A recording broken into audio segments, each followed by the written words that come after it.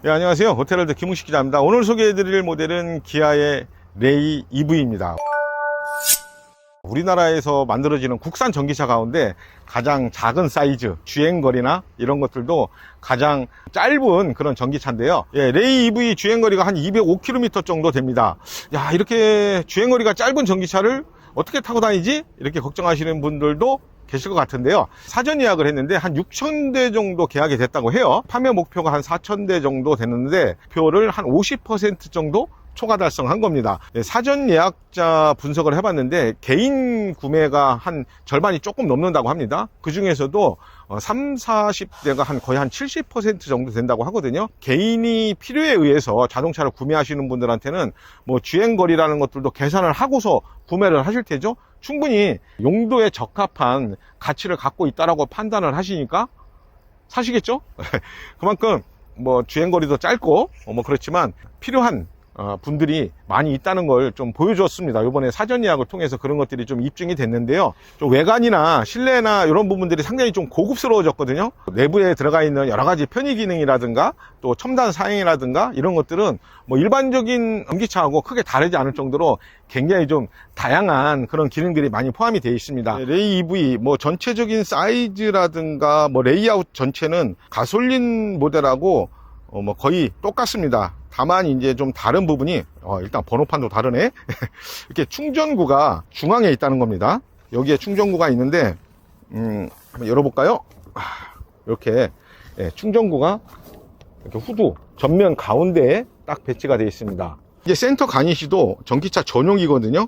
이런 걸로 내연기관하고 확실히 구분이 됩니다. 측면이나 또 후면 이런 것들은 기존 내연기관 레이하고 거의 똑같습니다. 예, 타이어는 14인치 알로이 힐인데 전기차 전용 타이어가 이렇게 적용이 되어 있습니다. 힐 디자인도 다르고요. 타이어의 기본적인 특성 같은 것들도 일반 가솔린 타이어하고는 조금 다른 구성을 하고 있습니다. 살짝 아쉬운 게 V12L이 없다는 겁니다. 차박이나 뭐 이런 거 레이로 차박이나 이런 거 하시는 분들도 상당히 많은데 V12L이 있었으면 조금 더 활용할 수 있는 범위가 넓어졌지 않을까 이런 생각이 좀 듭니다. 실내도 한번 보겠습니다. 자, 슈퍼비전 클러스터 10.25인치 칼라 디지털 클러스터가 적용이 되어 있습니다. 여기 이제 옆에 보면 9인치 내비게이션 화면도 적용이 되어 있습니다. 실내만 딱 요 부분만 딱 봤을 때는 이게 경차인지 소형 세단인지 이런 게 구분이 안 될 정도로 상당히 하이테크한 감성들을 많이 갖추고 있습니다. 변속 레버가 칼럼식입니다. 이렇게 칼럼식으로 딱 돼 있어 가지고 이런 것들도 뭔가 첨단 감성 뭐 이런 것들을 좀 보여주고 있고요. 그리고 여기 패들 시프트로 회생 강도를 조절할 수 있는 패들 시프트도 적용이 되어 있습니다. 패들 시프트 강도를 높이면 거의 뭐 원페달 주행이 가능하다고 하니까는요, 이런 것들도 잘 활용을 하시면 전기차 주행거리를 연장하는데 많은 도움이 되거든요. 레이가 기본적으로 갖고 있는 이렇게 천장의 스토리지라든가 이런 것들도 뭐 기존 그 내연기관차하고 다르지가 않습니다. 거의 똑같이 적용이 되어 있고요. 그리고 또 하나 볼게. 여기 또 보시면은 전자식 파킹 브레이크하고 오토 홀드도 있어요. 이제 아무래도 주행거리에 좀 민감할 수 있으니까 전력 소비를 좀 효율적으로 할 수 있게끔 이렇게 오토 홀드 기능도 포함이 되어 있습니다. 나머지 전체적인 구성 같은 것들은 내연기관 레이하고 거의 같다고 보시면 될 것 같아요. 레이 EV 35.2kWh 배터리 탑재를 했습니다.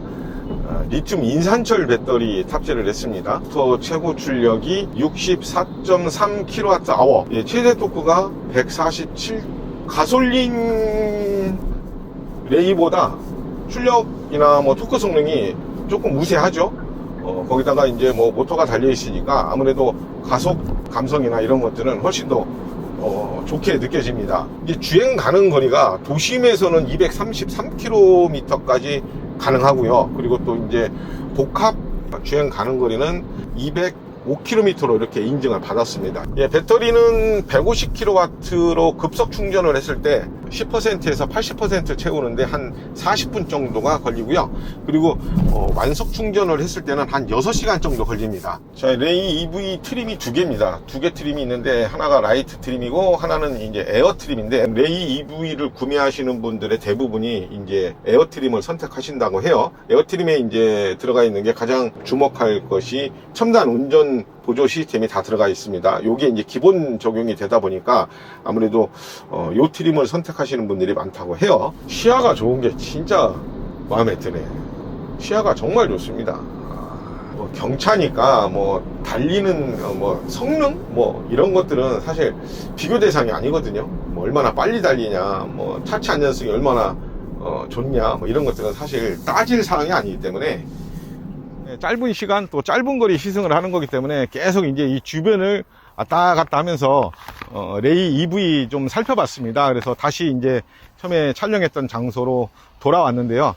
사실 뭐 인산철 배터리 하면은 아까도 말씀드린 것처럼 우리나라 소비자들이 생각하는 그런 인식 같은 것들이 그렇게 썩 좋지는 않습니다. 인산철 배터리가 갖고 있는 단점도 분명히 있거든요. 에너지 밀도가 일반 삼원계 배터리에 비해서 조금 낮기 때문에 같은 부피나 또 같은 무게 이런 거에서 갖고 있는 그 저장량 이런 것들에서 차이가 좀 있습니다. 그래서 같은 크기라고 해도 주행거리가 좀 짧은 그런 단점이 좀 있거든요. 근데 사실 레이 EV와 같은 그 경영 전기차 같은 경우에는 주행거리가 그렇게 긴 것보다는 뭔가 다른 어떤 효율성 부분에 좀 중점을 해서 개발이 되다 보니까 인산철 배터리를 탑재를 했습니다.